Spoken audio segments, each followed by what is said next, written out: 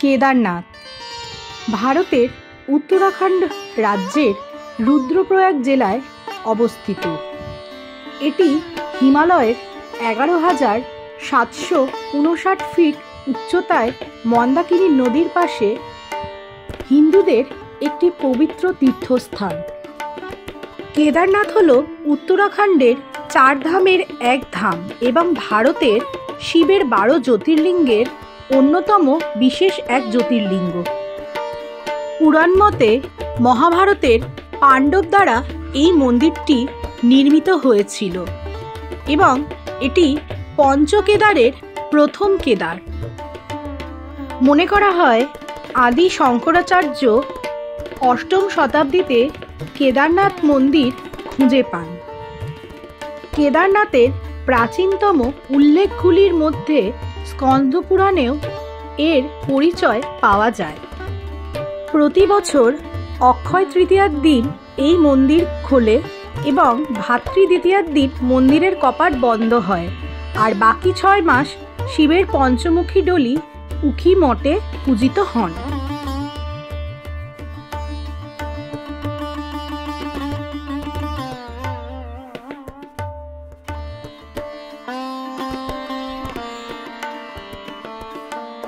কেদারনাথ অথবা উত্তরাখণ্ডের বাকি 4 ধাম যাত্রা করতে হলে স্ক্রিনে দেওয়া অ্যাড্রেসে আপনাকে রেজিস্ট্রেশন করেই এইখানে যাত্রা করতে হবে।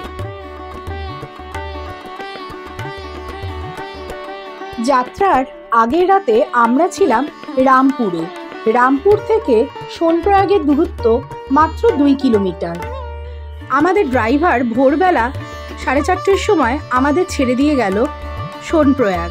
সোনপ্রয়াগের পর আপনি আপনার পার্সোনাল গাড়ি ব্যবহার করতে পারবেন না। সেখান থেকে আপনাকে ওখানকার লোকাল জিপ দিয়ে প্রতিজন 50 টাকা পিছু ভাড়া দিয়ে আপনাকে পৌঁছতে হবে 5 কিলোমিটার দূরে গৌরীকুণ্ডতে। কেদারনাথ যাত্রায় আমরা 3 জনে 3টি ব্যাগ সাথে নিয়ে নিয়েছিলাম এবং তার মধ্যে অতি সামান্য প্রয়োজনীয় জিনিসপত্র রেখেছিলাম। বাকি আমাদের বেশি লাগেজগুলি আমাদের পার্সোনাল গাড়ির ডিকিতে রেখে দিয়ে এসেছিলাম। আপনারা চাইলে সোনপ্রয়াগেও লকার রুম আছে, সেখানে রাখতে পারেন।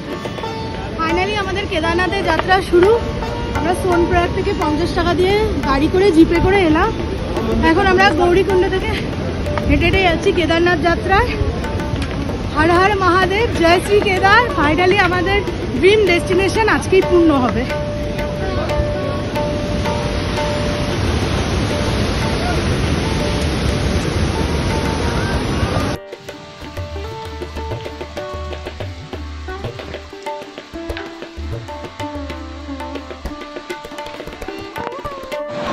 আমরা এখন গৌরীকুণ্ডতে আছি।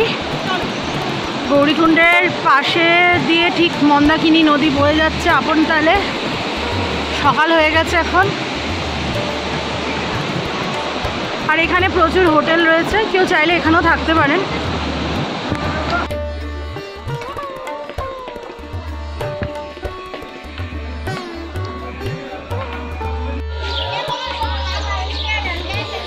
গৌরী মায়ের মন্দির, এখানে এখন নবরাত্রি পালন করা হচ্ছে। আমরা গৌরী মাকে দর্শন করি, আমাদের কেদারনাথ যাত্রা শুরু করছি।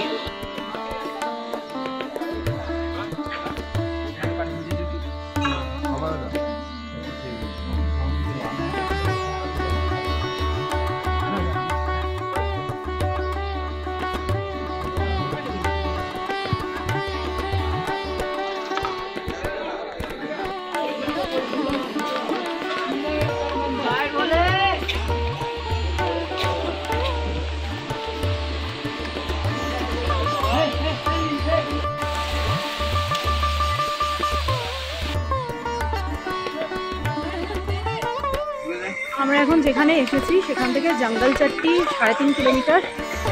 মানে এখানে সকালবেলা আমরা বেশ জ্যাকেট ট্যাকেট পরে এসেছিলাম, কিন্তু এখন এত ঘাম হচ্ছে, সব শুনতে শুরু করেছি। আপাতত সোয়েট শার্টটাই পরে রয়েছি।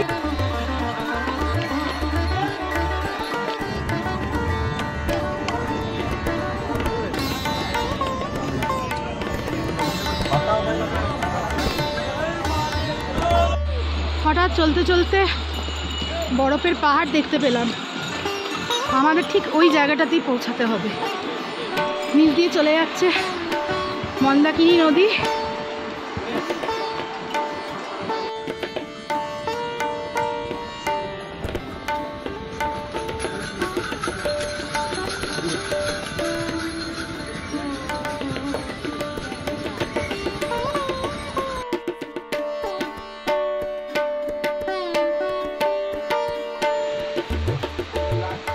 যা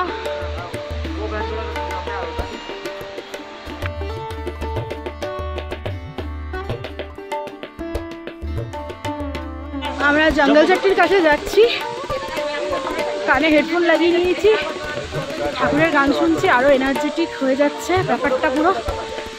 পেছনে একটা খুব সুন্দর ঝর্ণা, খুব ভালো লাগছে, প্রকৃতি খুব সুন্দর। মাঝে বরফের পাহাড়ও দেখতে পেয়েছি। আমাদের ওই জায়গাটাতেই যেতে হবে।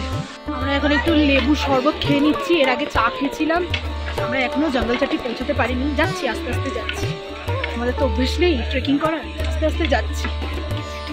অদ্রিতের পায়ে একটু একটু ফোসকা পড়ছে, কিন্তু তাও অদ্রিত যাবে হেঁটে, ঘোড়ায় যাবে না। ভালো লাগছে অদ্রিত? কি খাচ্ছ তুমি? Horse power? হর্স পাওয়ার ঘোড়ার রাস্তাতেই যাচ্ছে, ঘোড়াদের সঙ্গে পাল্লা দিতে হবে না।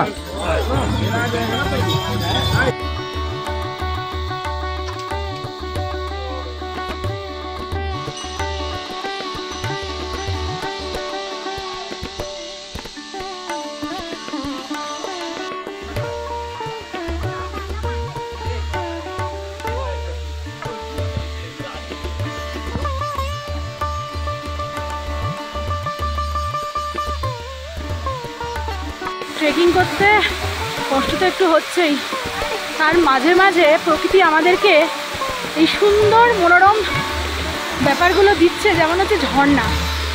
কি সুন্দর এই ঝর্ণাটা, আর এত পুরো হাওয়া দিচ্ছে ঝর্ণা থেকে, ঝর্ণার জল গায়ে ঝাপটা লাগছে, খুব ভালো লাগছে।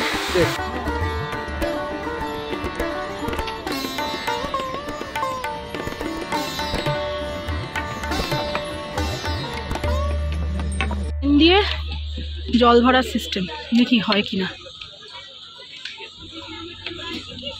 বাহ, অর্ঘ্য, থ্যাংক ইউ, তুই বলেছিলিস। থ্যাংকস টু অর্ঘ্য। আমরা জঙ্গল চাট্টি পৌঁছে এখন এখানে একটু ব্রেকফাস্ট করছি, আলুর পরোটা, কারণ সকাল থেকে ড্রাই ফ্রুটস, ফ্রুট স্যালাড, লেবু জল খেয়েছিলাম, কিন্তু সেইভাবে ব্রেকফাস্ট কিছু করা হয়নি। আমরা সবাই একসাথেই আছি। এই যে আমরা আমাদের ফার্স্ট মাইলস্টোনে পৌঁছে গেছি।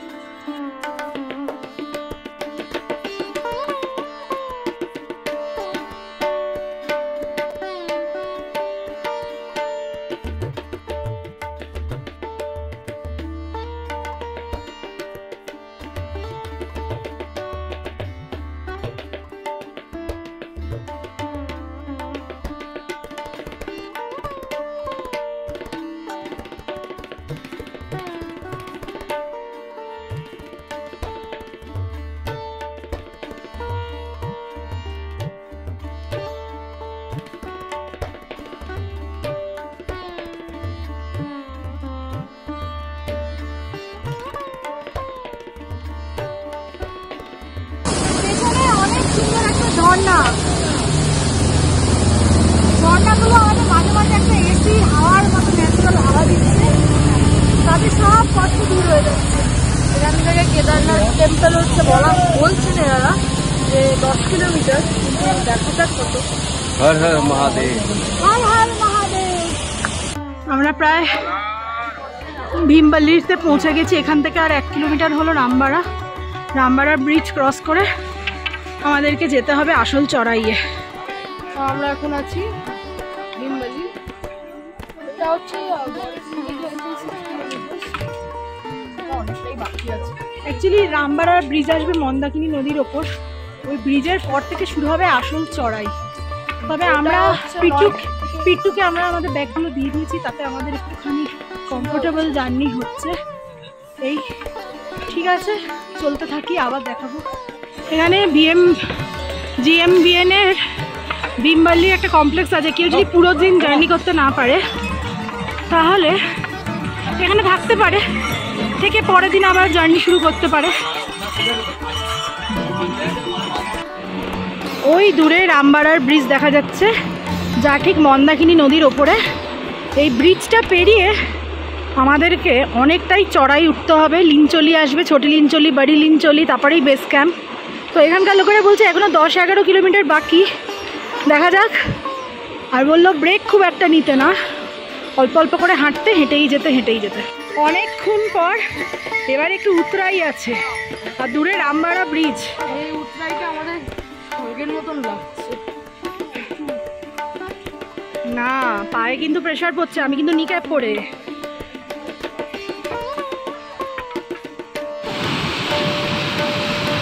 আমরা প্রায় রামবাড়ায় চলে এসেছি। নিচ দিয়ে মানে কি বলবো, মন্দাকিনী স্রোত, অস্বাভাবিক তীব্র স্রোতস্বিনী মন্দাকিনী। রামবাড়ায় পৌঁছে গেছি।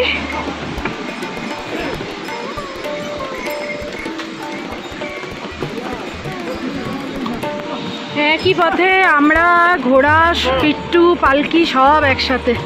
তার জন্যই যারা হেঁটে যাচ্ছে তাদের একটু যেতে সময় লাগছে, বাকি আর কোনো ডিফারেন্স নেই।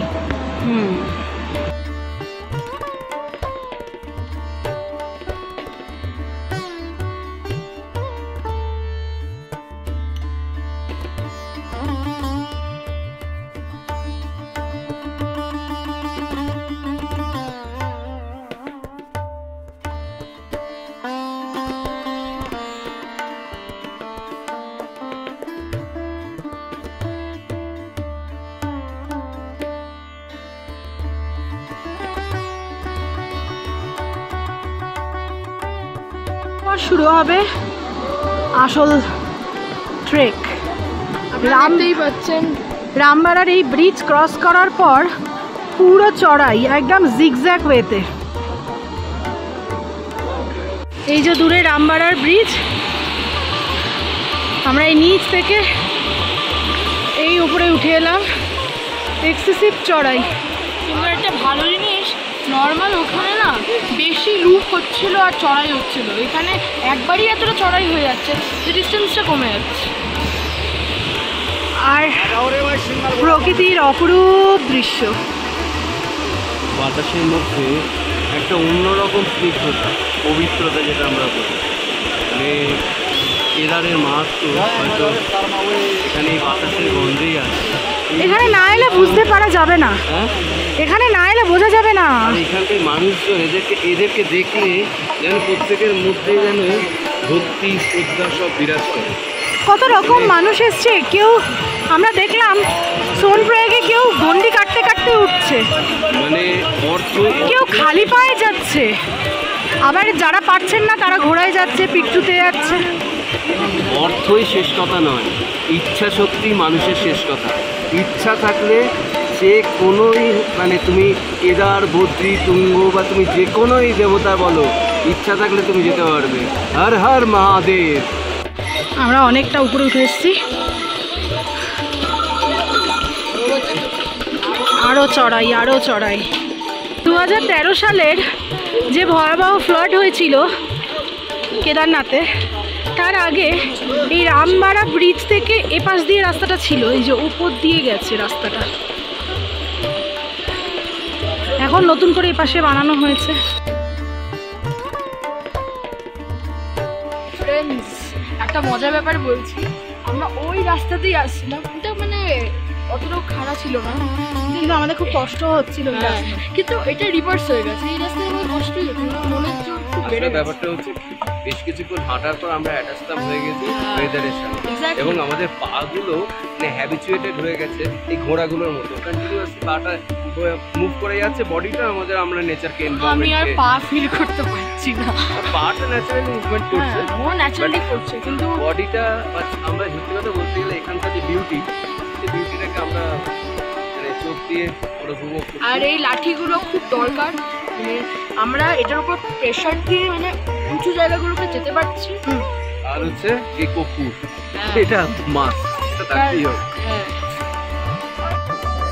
আমরা ফাইনালি কেদারনাথ পৌঁছে গেছি। মাঝে আর ভিডিও করা হয়নি কারণ খুব বৃষ্টি হচ্ছিল এবং আমরা নিজেদেরকে সামলাতেই অসুবিধা পড়েছিলাম। যাই হোক, আমরা কেদারনাথ পৌঁছে গেছি। এখান থেকে টিকিট কাউন্টার থেকে টিকিটও কেটে নিলাম কালকে দর্শন করার।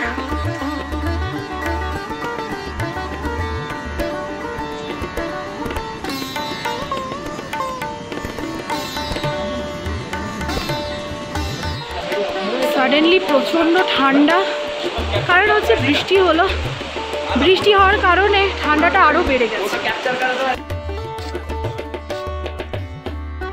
আমরা কেদারনাথে জলারাম কুটির নামক একটি হোটেলে উঠেছিলাম, যেখানকার রুমগুলি ছিল ফ্যামিলি রুম এবং অ্যাটাচ বাথরুম। পরের দিন ভোরবেলা আমরা গিয়েছিলাম বাবা কেদারনাথের পুজো দিতে। সেই গল্প আসবে ঠিক এর পরের ভিডিওটিতে। আজকের ভিডিও তবে এই পর্যন্ত, আবার দেখা হবে পরের পর্বে। ততক্ষণ সকলে ভালো থাকবেন।